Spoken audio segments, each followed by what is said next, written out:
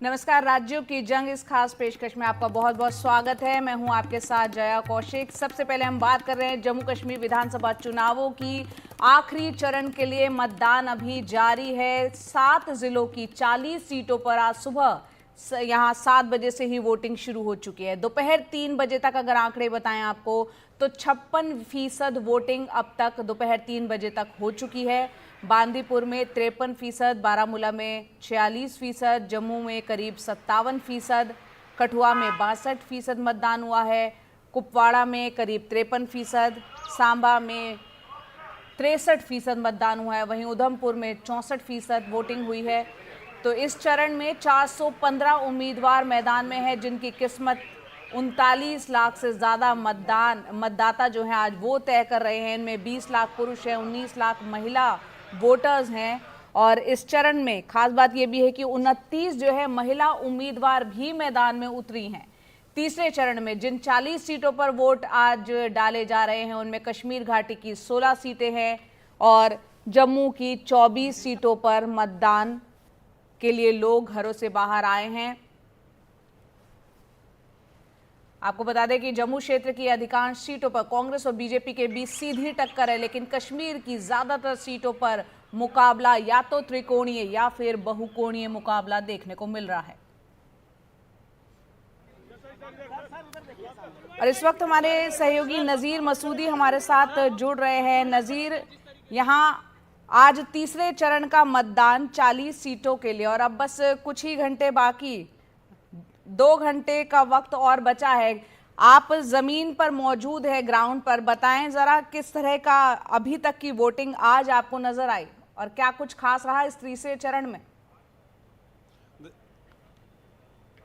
देखिए, तीसरे चरण में अगर हम देखें तो अक्सर सीटों पे जम के वोटिंग हुई। कुछ जम्मू की कुछ सीटों पे लेके और कश्मीर घाटी में कुछ सीटों को लेके वहाँ थोड़ी मध्यम जो पोलिंग हुई, लेकिन कुल मिला के जम के पोलिंग हुई। 3 बजे तक 56% वोटिंग हुई इस चरण में, जबकि हम दूसरा फेज़ जो था उसमें टोटल 57% ही वोटिंग हुई। उसका मतलब जब आपको 3 घंटे और हों तो इसका मतलब है ये बिल्कुल जो रिकॉर्ड था पहले जो 2 चरणों का वो बीट करेगा और शायद 66% जो 2014 में हुआ था तो शायद उसको भी आगे, उससे भी आगे जा सकता है। तो लेकिन कुल मिला के अगर हम देखें 2014 के मुकाबले में तो इतनी कम पोलिंग हुई इस इलेक्शन में, लेकिन ये जो चरण है इसमें अच्छी पोलिंग हो रही है और ख़ासतौर पे ये वो इलाके हैं जो traditionally high voter turnout areas हैं।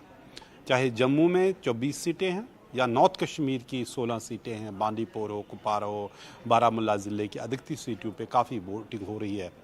लेकिन आज का जो ये फेज़ है, ये यहाँ कौन हुकूमत बनाएगा आज का ही जो फेज़ है वो फैसला करेगा। न सिर्फ कि 90 सीटों में 40 पे आज वोट हो रहे हैं, बल्कि जहाँ जहाँ वोट हो रहे हैं वो कहते हैं ना की सीट्स हैं जो पार्टियों की तकदीर का फैसला करेगी। यहाँ जम्मू में 24 सीटें हैं, ये बीजेपी कैसी परफॉर्मेंस करेगी यहाँ आज इस पे निर्भर है। कश्मीर घाटी में एनसी कितना आगे जा सकती है तो वो इन आज की सीटों पे मुनस्सिर है। तो कुल मिला के काफ़ी इम्पॉर्टेंट है। जैसे वहाँ कई बड़े नेता जो अपनी पार्टियों के हैं, सज्जाद लोन हैं 2 सीटों पे लड़ रहे हैं, नासिर असलम वानी कुपवाड़ा की सीट पे लड़ रहे हैं जो नेशनल कॉन्फ्रेंस के प्रोविंशियल प्रेसिडेंट है। इसी तरह मुजफ्फर बेग एक इंडिपेंडेंट कैंडिडेट की सूरत में लड़ रहे हैं। इंजीनियर रशीद की पार्टी भी कई एक सीटों पे लड़ रही है। बीजेपी यहाँ जम्मू में सारी सीटों पे लड़ रही है, 24 की 24, और यहाँ बीजेपी के सीनियर लीडर जैसे देवेंद्र रैना हो, श्यामलाल शर्मा हो और कई लीडर जो यहाँ लड़ रहे हैं जिनकी तकदीर का आज फैसला होगा। कांग्रेस के पूर्व जो कई एक मंत्री हैं जिनमें उप मुख्यमंत्री भी शामिल हैं, ताराचंद वो लड़ रहे हैं। ये कई और जो सीनियर लीडर जो कांग्रेस के हैं वो यहाँ इस फेज़ में लड़ रहे हैं। तो उनकी जो की किस्मत का भी फैसला आज इस पोलिंग में होगा। कुल मिला के इलेक्शन में ये हुकूमत कौन बनाएगा तो ये पोलिंग का जो आज का सेशन है काफ़ी अहम है। लेकिन सबसे अच्छी अहम बात है कि वोटिंग बड़ी जम के हुई। मैंने बताया कि 2 सीटें जो जम्मू शहर में हैं उनमें कम वोटिंग हुई और फिर बारामूला और सोपोर में थोड़ी कम वोटिंग हुई। उसके अलावा पूरी जो 36 सीटें हैं उन पे जम के वोटिंग हुई आज सवेरे से, और उनमें वो लोग भी हैं जिन्होंने पहली बार आज असेंबली इलेक्शन में वोट डाला। वो है वेस्ट पाकिस्तान के रिफ्यूजी और वाल्मीकि समाज के लोग जिन्हें पहली बार वोट डालने का हक भी मिला। जी नज़ीर, वो खबर भी हम दिखाएंगे। यहाँ आपसे समझना चाह रहे हैं क्योंकि आज अब तीसरे चरण का मतदान है, 2 चरण बीत चुके हैं, आप लगातार वहां से रिपोर्ट भी कर रहे हैं। 10 साल बाद यहाँ पर चुनाव हो रहे हैं, आपने क्या कुछ पाया जब लोगों से रूबरू हुए, जो वोटर्स यहाँ पर निकल रहे हैं, किस तरह का उत्साह था, उनके मन में क्या कुछ चल रहा था जब वोट डालने के लिए वो पहुंचे हैं? देखिए, हर जगह के हर अपने अपने मसले होते हैं। जैसे मैं बॉर्डर पे गया था सुचीतगढ़, वहाँ लोगों ने कहा कि देखिए बिजली की बिल बहुत ज़्यादा इतनी बारी है कि हम उसका बोझ नहीं उठा पा रहे हैं, इसलिए वोट दे रहे हैं ताकि बिजली की बिल में आसानी है। वो बुनियादी सुविधाओं की बात कर रहे हैं। वो कह रहे थे कि अमन जो सरहदों पे है, वो क्या नियंत्रण रेखा पे हो या बॉर्डर पे है, वो क्या ठीक रहेगा, वो अपनी ज़मीन पे जाएंगे। तो जहां आप जाएं, हर एक के अपने मसले होते हैं। इसीलिए लोकतंत्र इसीलिए अहम है कि हर इंसान की आवाज़ में ताकत मिलता है, चाहे वो सरहद पे रहता हो या कहीं शहर में रहता हो। तो यहाँ शहर में आप जाएं तो मुख्तलिफ लोगों के मुख्तलिफ इशूज़ हैं। कई लोग अनएम्प्लॉयमेंट की बात कर रहे हैं, कई लोग बिज़नेस की बात कर रहे हैं, बिज़नेस यहाँ ठप हो चुकी है जम्मू में। कई आतंकवाद की बात कर रहे हैं कि यहाँ सुरक्षा होना चाहिए। कई लोग उन्हें 370 की भी बात की, वो बहाल होना चाहिए। और अहम बात ये भी, जब आज मैंने वेस्ट पाकिस्तान के रिफ्यूजियों से बात की कि भाई आपको ये हक इसलिए मिला, आप यहाँ को वोट डालने का हक मिला, नौकरी का हक मिला, ज़मीन का हक मिला क्योंकि 370 गया। हाँ। तो उनने कहा वो अच्छी बात, हम उसके खिलाफ नहीं थे, लेकिन अब 371 यहाँ आना चाहिए क्योंकि ताकि बाहर के लोग यहाँ और ना आ जाएं तो हमारा हक भी खा जाए। तो बहुत ही इंटरेस्टिंग कहानी है। जिनको 370 हटने से सब कुछ मिला, वो भी कहती है अब 371 लाओ ताकि और कोई यहाँ न आ जाए, उनका हक खाए। तो अगर वही बात कर रहे थे जो यहाँ के असली बाशिंदे थे, वही 370 के भी बारे में कह रहे थे। तो काफ़ी दिलचस्प और इंटरेस्टिंग इलेक्शन, काफ़ी दिलचस्प इलेक्शन है। बहरहाल नतीजे तो हरियाणा चुनाव होने के बाद दोनों ही राज्यों के साथ में आएंगे 8 अक्टूबर को। बहुत बहुत शुक्रिया नज़ीर, ये तमाम जानकारी हमारे दर्शकों तक पहुंचाने के लिए। और जैसा कि नज़ीर बता रहे हैं, पश्चिम पाकिस्तान से आए शरणार्थियों ने अनुच्छेद 370 हटने के बाद पहली बार जम्मू कश्मीर विधानसभा के लिए अपने वोट डाले। ये लोग जम्मू के आरएसपुरा में बैंड बाजे के साथ वोट डालने के लिए आए। अनुच्छेद 370 के तहत सिर्फ मूल निवासियों को ही वोट डालने का अधिकार था और अनुच्छेद 370 हटाए जाने के बाद ये लोग भी जम्मू कश्मीर के निवासी हो गए हैं। और दिलचस्प बात यह है कि ये लोग अब जम्मू कश्मीर के लिए अनुच्छेद 371 की मांग कर रहे हैं ताकि गैर स्थानीय लोगों को भी यहाँ बसने की इजाज़त मिले।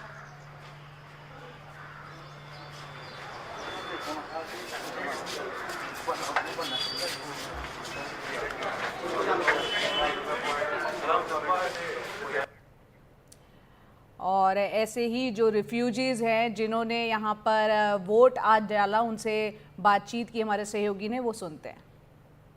वोटिंग के दिन लोग वोट डालते हैं खामोशी से और घर चले जाते हैं, लेकिन आरएसपुरा में आज यहाँ लोगों ने वोटिंग के साथ एक जश्न भी मनाया, बैंड बाजा भी था। ये इसलिए कि वेस्ट पाकिस्तान से जो रिफ्यूजी आए थे उनको पहली बार आज जम्मू कश्मीर असेंबली इलेक्शन में वोट डालने का हक मिला। पार्लियामेंट इलेक्शन में उनको हक था, लेकिन जम्मू कश्मीर का जो डोमिसाइल लॉ था उन्हें न नौकरी का हक देता था, न यहाँ ज़मीन पे मालिकाना हुकूक और न वोट का। लेकिन तारा 370 के खात्मे के बाद उनको ये हक मिला है 35A के खात्मे के बाद। हमें दिखाया। तो हरियाणा विधानसभा चुनावों की बात करते हैं। कांग्रेस नेता राहुल गांधी ने आज हरियाणा के सोनीपत में वो थे, उनकी हरियाणा विजय संकल्प यात्रा का आज दूसरा दिन था। इस दौरान वो जनसभाएं कर रहे हैं, नुक्कड़ सभाएं कर रहे हैं, रोड शो कर रहे हैं। राहुल गांधी ने राज्य की बीजेपी सरकार पर हमले किए, उन्होंने कांग्रेस की सरकार बनने की सूरत में जनता से कई वादे भी किए। और इस वक्त राहुल गांधी सोनीपत के गोहाना पहुंच चुके हैं। राहुल गांधी अपनी रैलियों में लगातार कह रहे हैं कि अब इस बार सबकी बिरादरी वाली सरकार बनेगी, न्याय की सरकार बनेगी।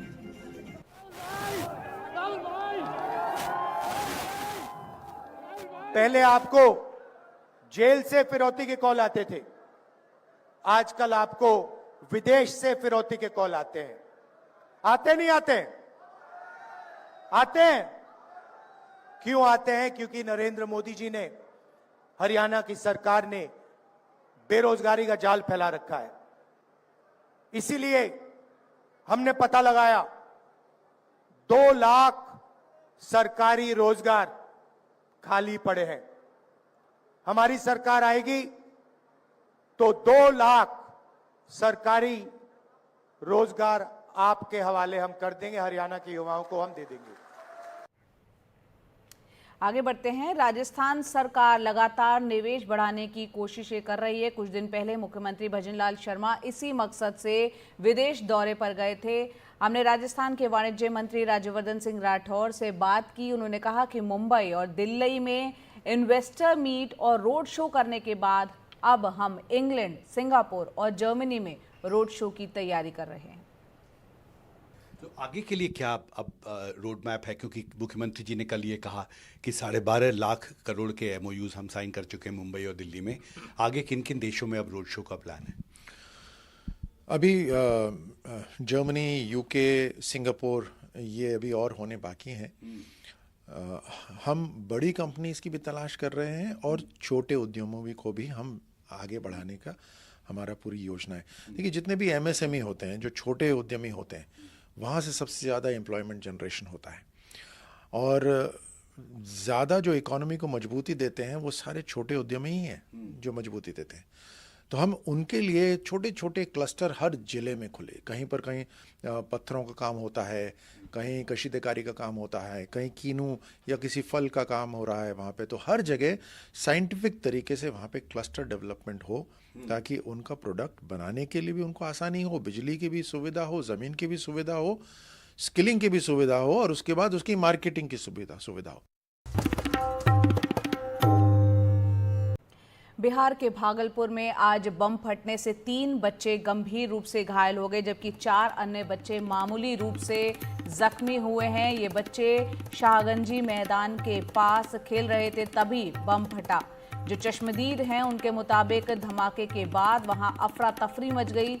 सिटी एसपी मुताबिक फॉरेंसिक टीम मौके पर जाकर अब जांच कर रही है। तो बिहार के भागलपुर की ये घटना है जहां पर बम फटने से 3 बच्चे गंभीर रूप से घायल हो गए हैं। उस इलाके की तस्वीरें हम आपको दिखा रहे हैं, भागलपुर, जहां पर ये घटना घटी है। जो बच्चे घायल हैं, 4 अन्य बच्चे मामूली रूप से घायल हैं, 3 बच्चे गंभीर रूप से यहां पर घायल हो गए। आपको बता दें, ये बच्चे यहाँ पर जब बम फटा उस दौरान ये बच्चे मैदान में ही थे, खेल रहे थे और वहाँ जो मौजूद चश्मदीद थे उनका ये कहना है कि धमाके के बाद तुरंत बाद वहाँ पर एक अफरा तफरी का माहौल था। जो परिवार वाले हैं आप देख सकते हैं, उनका रो रो कर बुरा हाल है। छोटे छोटे बच्चे जो हैं वो यहाँ पर 3 बच्चे गंभीर रूप से घायल हो गए हैं। सिटी एसपी का कहना है कि फॉरेंसिक टीम जो है वो मौके पर पहुंच चुकी है और अपनी जांच उसकी जारी है। बिहार के भागलपुर से ये खबर।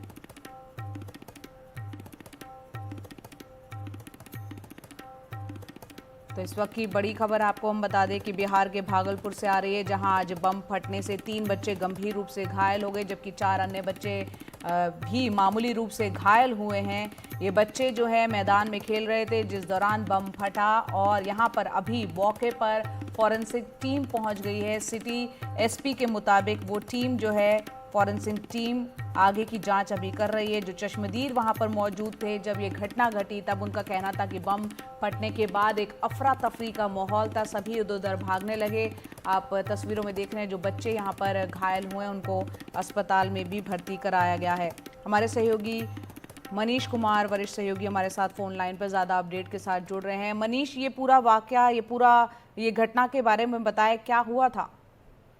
देखिए जय, ये भागलपुर में शाहजंगी मैदान है, वहीं पर ये ब्लास्ट हुआ है और अब इस घटना में जो 7 बच्चे घायल हैं, 3 बच्चों की स्थिति जो है चिंताजनक बनी हुई है और पुलिस और स्थानीय लोगों के द्वारा बताया जा रहा है कि यहाँ पर अपराधियों का एक जमावड़ा होता है। लोग रोज शाम के समय जो है, और उन्होंने ही यहाँ की झाड़ियों में बम छिपा कर रखा हुआ था, जिसके बारे में ये जो बच्चे वहाँ खेल रहे थे उन्हें अंदाजा नहीं हुआ, उसी में ये बम विस्फोट हुआ है।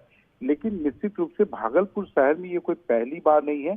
ऐसी घटनाएं जो हैं पिछले कई सालों में देखी गई कि ऐसी कई सारी घटनाएं हुई हैं बम ब्लास्ट की, जिसमें कुछ लोग मारे भी गए। इस बार बच्चे हालांकि घायल हैं सकुशल, कुछ बच्चे तो सकुशल बच भी गए हैं, लेकिन कुछ 3 की स्थिति चिंताजनक बताई जा रही है। लेकिन ये दिखाता है कि कहीं ना कहीं अपराधियों के हौसले इतने बुलंद हैं या उनके मनोबल इतने बढ़े हुए हैं कि वो कहीं भी बॉम्ब या कोई और हथियार जो है ऐसे ही खुली जगह में जो है छिपा कर रख देते हैं। बिल्कुल जया? मनीष, बहुत ही हैरानी की बात है, जहां बच्चे मैदान में खेल रहे हो वहां इस तरह से बम मिल जाना, फट जाना। क्या पुलिस ने कोई धरपकड़ की है इस संबंध में? अभी तक पुलिस के द्वारा कोई गिरफ्तारी की घटना तो नहीं हुई है, लेकिन हाँ, पुलिस का कहना है कि उन्होंने कुछ लोगों को आइडेंटिफाई किया है। ये सारे जो लोग हैं वो स्थानीय अपराधी ही हैं, लेकिन अभी तक तो कोई गिरफ्तारी की खबर नहीं आई है। जी जया? मनीष जी, बहुत बहुत शुक्रिया इस पूरे अपडेट के लिए। तो बिहार के भागलपुर से ये खबर है, जहां बच्चे मैदान में खेल रहे थे, जो स्थानीय अपराधी बदमाश जो है वहां पे उन्होंने झाड़ियों में बम छिपा रखा था और बच्चे उसकी जद में आ गए, वो बम फट गया। 3 बच्चे गंभीर रूप से घायल हैं, 4 अन्य जख्मी हैं और पुलिस वहां पर जांच कर रही है। फॉरेंसिक टीम वहां पर पहुंची हुई है।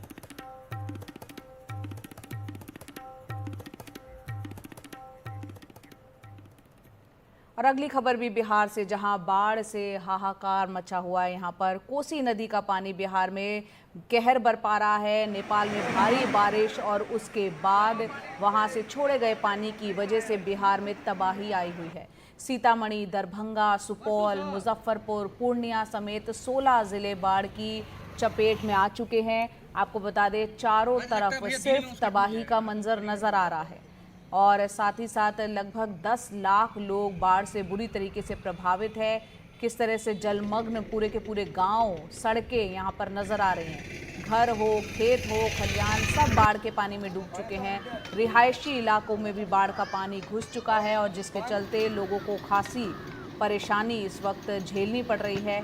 आपको बता दें, आपदा से निपटने के लिए एनडीआरएफ और एसडीआरएफ की 15 टीमों की तैनाती की गई है। लोगों को सुरक्षित स्थानों पर भेजा जा रहा है।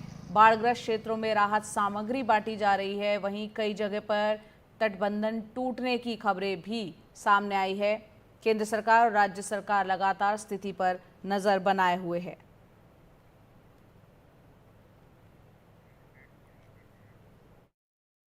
कोसी, बागमती और गंडक ने बिहार के 13 जिलों में कहर बरपा के रखा हुआ है और हम अभी मौजूद हैं सीतामढ़ी में। यहाँ बागमती नदी ने बांध में टूट की थी, 3 जगहों पर टूट हुई है और उसके चलते बहुत बड़े जो रिहायशी इलाके हैं उसमें पानी फैल गया है। बहुत सारे गांव जो हैं वो पानी में डूबे हुए हैं। अगर मैं आपको दिखा सकूँ कैमरे के नज़र से, तो ये घर पानी में डूबा हुआ बहुत सारे गांव आपको दिखेंगे। नेशनल हाईवे भी आपको दिखेगा और इधर गाँव को आप देखेंगे तो ये पूरा का पूरा खेत का इलाका था, जिसमें अभी हम SDRF, state disaster relief force की जो टीम है उसके साथ ये रेस्क्यू टीम है और ये जो लोग फंसे हुए हैं या लोग जिनको कुछ सामान को लाना होता है उनके लिए एसडीआरएफ और एनडीआरएफ, ये 2 टीमें जो हैं वो सरकार की तरफ से डिप्यूटेड हैं और लोगों को निकालने के लिए ये लगातार जो है मैदान में जुटे रहते हैं। ये बताइए कि आप लोग तो पिछले 2 दिन से यहाँ हैं, किस तरह की दिक्कतें आती हैं, क्योंकि बहुत बड़े इलाके में पानी फैला है, बहुत लोग फंसे हुए हैं? देखिए, इसमें काफ़ी जान माल, कल हम लोग लगभग 550 आदमियों को निकाले और 200 से ज़्यादा बकरियों को भी निकाले। यहाँ के जनता ऐसा है कि बकरी को छोड़कर और निकलना नहीं चाहता है। जिस घर में हम लोग जाते हैं तो हम लोगों को यहाँ के पब्लिक धमकी भी देती है और बोलती है कि बोट को भी फाड़ देंगे और जब तक हमारे घर का पूरा साजो सामान नहीं निकालेंगे हम आपको दूसरे जगह नहीं जाने देंगे। तो इस प्रकार की दिक्कतें आती है। और यहाँ पर दूसरा दिक्कत आता है कि हम लोग पानी के अंदर हैं और हम लोगों के इस रूट के बारे में पता नहीं होता है और हम लोगों को कोई गांव के जो है ना रेप दिया जाए ताकि हम उस गांव तक आसानी से पहुंच सके। हर घर घर से ये जो रेप बोल रहे हैं, रेप मतलब ये रिप्रेजेंटेटिव की बात कर रहे हैं। देखिए, आपको मैं दिखाऊं, इनके साथ जो दिक्कतें होती हैं वो ये है, ये पानी में है, आप यहाँ पे डूबने वाला पानी है, ठीक वहाँ पे हाईवे है जिसमें वो बच्चे खड़े हैं। तो इनको, क्योंकि ये बाहर से आए हैं, इनको ये एक्चुअल में पता नहीं होता कि कहाँ पे रोड है, कहाँ पे पानी कम है, तो बहुत बार ये नावें जो हैं ये फंस जाती हैं। और दूसरी जो सबसे बड़ी दिक्कत है कि बहुत सारे लोग हैं जो अपने साथ अपने जानवरों को, बकरियों को, छोटे भैंस को, वो बोलते हैं कि इन बोटों पे निकालिए, जो कि एक तरह से पॉसिबल नहीं है, इनके लिए भी मुश्किल की बात होती है। और बहुत सारे लोग हैं जो निकलना नहीं चाहते हैं क्योंकि उनके घर में सामान है, अनाज है और इस तरह से अमूमन जो बाढ़ की घटनाएं होती हैं, जो लोग घर छोड़ के जाते हैं उसके बाद उनके घरों में चोरी की घटनाएं बहुत ज़्यादा होती है। इसके चलते बहुत सारे ऐसे लोग हैं जो कि घरों में अपने रहते हैं। तो ये नज़ारा है आपको सीतामढ़ी के बाढ़ क्षेत्र का और एसडीआरएफ, एनडीआरएफ की टीमें जो हैं वो लगातार मैदान में डटी हुई हैं। पानी का स्तर, हालांकि जल स्तर घटा है, लेकिन अभी भी जो कटाव है वो जारी है। और जो जल संसाधन विभाग है उसके लिए सबसे बड़ी चुनौती है कि आगे और कटाव ना हो वो देखना। और साथ में सरकार ने जो है राहत और बचाव शिविर जो है वो भी काफ़ी जगहों पर शुरू किया है। और जो लोग विस्थापित हुए हैं, जो लोगों को घर छोड़ के हाईवे पे या ऊंची जगहों पर शरण लेना पड़ा है, वो अब उसी राहत शिविर के सहारे हैं। सीतामढ़ी से प्रभाकर कुमार, NDTV। आगे बढ़ते हैं। शुक्रवार को देहरादून में इंटरनेशनल फिल्म फेस्टिवल 2024 की शुरुआत हो गई और इस फेस्टिवल में हर साल की तरह इस साल भी बॉलीवुड के निर्माता, अभिनेता, सिनेमा जगत से जुड़ी कई मशहूर हस्तियां देहरादून पहुंची। आपको बता दें, उत्तराखंड के साथ साथ देश क्षेत्रीय भाषाओं में बनी फिल्मों और उनमें काम करने वाले अभिनेताओं और निर्माताओं को एक प्लेटफॉर्म देने के लिए साल 2015 में इस इवेंट की शुरुआत देहरादून में की गई थी, जो पिछले 9 सालों से हर साल किया जा रहा है। इस इवेंट में films, short films, animated films, music album और डॉक्यूमेंट्रीज की स्पेशल स्क्रीनिंग की जाती है। और इस साल भी 9वें फिल्म फेस्टिवल में मंथन फिल्म के साथ कई फिल्मों को दिखाया जाएगा।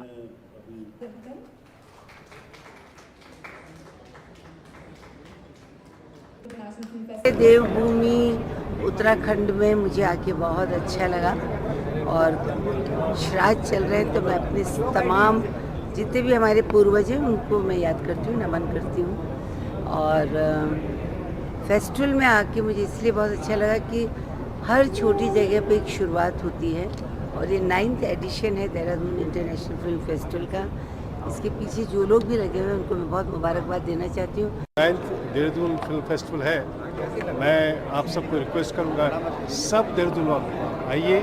सिर्फ देहरादून वालों को नहीं बल्कि मैं कहता हूँ कि भारतवर्ष के जितने भी फिल्म के शौकीन हैं, फिल्म से कोई भी संबंध रखते हैं, उनको आना चाहिए ये फेस्टिवल देखने के लिए, क्योंकि बहुत अच्छी सी फिल्म्स, बहुत सारी फिल्में यहाँ दिखाई जा रही हैं जो कि देखिए कहते हैं कि सिनेमा समाज का दर्पण होता है कि हमारे बीच क्या हो रहा है, हमारे समाज में क्या हो रहा है, उसका असली रूप सिनेमा हमको दिखाता है। मैं रिक्वेस्ट करूँगा कि आप आइए। और यहाँ पर क्रिकेट जगत से खबर, एक अच्छी खबर भारत के लिए। कानपुर टेस्ट में भारत की जीत हो गई है। बांग्लादेश के खिलाफ भारत की एक बड़ी जीत है। भारत ने बांग्लादेश को 7 विकेट से हराया और इस तरह भारत ने 2-0 से इस सीरीज को जीत लिया। दूसरी पारी में यशस्वी जायसवाल ने 51 रन बनाए और दोनों पारियों में अर्धशतक यहाँ पर यशस्वी ने बनाया। उनको मैन ऑफ द मैच दिया गया। दूसरी पारी में विराट कोहली ने नाबाद 29 रन बनाए। बांग्लादेश ने दूसरी पारी में बनाए थे 146 रन और दूसरी पारी में अश्विन, जडेजा, बुमराह ने 3-3 विकेट झटके। टेस्ट की दोनों पारियों में बुमराह ने 3-3 विकेट लिए। वहीं दूसरी पारी बांग्लादेश 146 रन उसने बनाए।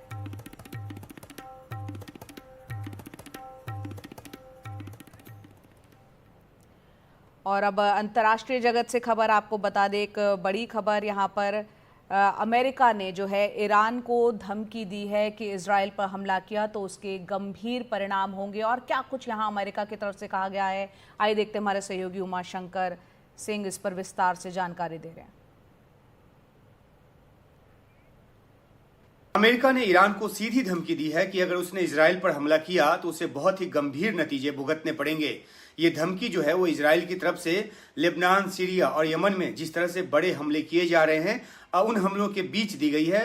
दरअसल इजरायली हमलों से जो हालात पैदा हुए हैं, जो तनाव पैदा हुआ है मध्य पूर्व में, उसके बीच अमेरिकी रक्षा सचिव जो हैं लॉयड ऑस्टिन, उन्होंने अपने इजरायली काउंटर पार्ट वहाँ के रक्षा मंत्री योब गैलेंट से बातचीत की है। और इस बातचीत में सुरक्षा हालातों पर चर्चा तो हुई ही, साथ ही साथ अमेरिका की तरफ से इजराइल को एक बार फिर इस बात का भरोसा दिया गया कि वो इजराइल के आत्मरक्षा के अधिकार के साथ खड़ा है और इजराइल जो कुछ भी कार्रवाई कर रहा है वो आत्मरक्षा के अधिकार की दुहाई देते हुए ही कर रहा है। तो मतलब यह है कि अमेरिका जो है इजराइल को हर संभव मदद जो है वो देता रहेगा, हर तरह की मदद देता रहेगा। इजराइल के हमले से जिस तरीके से हिजबुल्लाह प्रमुख नसरुल्लाह की मौत हुई है, उसके बाद से अंदेशा जताया जा रहा है कि ईरान जो है वो बदले की कार्रवाई कर सकता है और इजराइल पर सीधा हमला कर सकता है, जैसे कि अप्रैल में करने की कोशिश उसने की थी, हालांकि वो नाकाम रहा था। ईरान के जो सुप्रीम लीडर आयतुल्लाह खामेनी हैं, उनकी तरफ से धमकी भी दी गई है। कहा गया है कि इजराइल को पछताना पड़ेगा। हालांकि वे खुद अपनी सुरक्षा की खातिर किसी गुप्त बंकर में चले गए हैं, लेकिन ईरान की तरफ से हमले का अंदेशा जो है वो बना हुआ है। है। और इस बीच अमेरिका जो है मध्य पूर्व में अपनी सैन्य तैनाती भी बढ़ा रहा है। पेंटागन ने कल ही ऐलान किया है कि वो इस क्षेत्र में अतिरिक्त सैनिक भेज रहा है और पहले से इस क्षेत्र में 40,000 जो सैनिक हैं मध्य पूर्व में अमेरिका के अलग अलग अड्डों पर वो मौजूद हैं और उनमें कुछ हजार और सैनिकों का इजाफा जो है वो हो रहा है। साथ ही साथ लड़ाकू विमानों का बेड़ा और हथियारों का जखीरा भी बढ़ाया जा रहा है। हालांकि ये भी साफ किया गया है कि अमेरिकी सैनिक जो हैं वो इजरायली सैन्य अभियानों में हिस्सा नहीं लेंगे, लेकिन अमेरिकी सैनिकों की तादाद बढ़ाने का जो मकसद है वो इलाके में अमेरिकी हितों की रक्षा तो है ही, साथ ही साथ जरूरत पड़ने पर इजरायल की मदद भी है। अमेरिकी सैन्य अड्डों पर हमला हुआ या फिर ईरान की तरफ से इजरायल पर सीधा हमला किया गया तो अमेरिका मुंहतोड़ जवाब देने की तैयारी किए बैठा है और भूमध्य सागर में कई अमेरिकी युद्धपोत जो हैं वो लगातार पहले से ही मौजूद हैं और वो तैनाती भी जो है वो बढ़ाई गई है। कुल मिलाकर ईरान पर यह दबाव बनाया जा रहा है कि वो किसी भी सूरत में इजरायल की तरफ आंख उठाकर ना देखे, कोई सीधा हमला करने की हिमाकत न करे। और ईरान ने भी अब तक सिर्फ कड़े बयानों का सहारा लिया है, जिसकी वजह से ईरान की सत्ता को लेकर ये सवाल भी उठ रहे हैं कि क्या वो अमेरिकी डर की वजह से हाथ पर हाथ धरे बैठा है और क्या उसने फिलिस्तीनी कॉज को लेकर अपने रुख में नरमी ले आया है या फिर आखिरकार क्यों वो कोई सैन्य रास्ता अख्तियार नहीं कर रहा है। इस बात को लेकर सवाल उठने लगे हैं, लेकिन फिलहाल अमेरिकी दबाव जो है वो ईरान पर काम करता नजर आ रहा है।